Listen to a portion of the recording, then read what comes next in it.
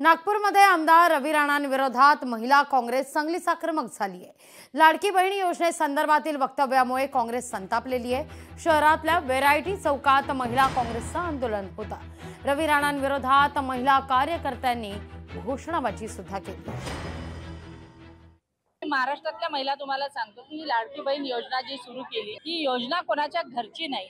हे पैसे काही त्यांच्या अकाउंट मधून त्यांच्या बँकेतून येत नाही, हे आमच्या महिलांचे पैसे आहेत, आमच्या मेहनतीचे पैसे आहेत। ते पैसे तुम्ही आम्हाला देताय आणि या पद्धतीने जर तुम्ही दमदाटी करत असाल, लोकसभेच्या इलेक्शन नंतर त्यांना कळून चुकलं की महिला त्यांना मतदान करणार नाही। जर तुम्ही 1500 रुपये द्यायची तुमची नियत नाही, तुम्ही आमच्या महिलांना म्हणता की तुमच्या जर मतदान केलं नाही तर अकाउंट मधून पैसे परत घेऊ, तर तुम्ही काय 1 लाख रुपये देणार? महाराष्ट्र महिला काँग्रेस या सर्व गोष्टीचा निषेध करते आहे। लोकशाही मराठी ऐका, पहा, जागरूक रहा।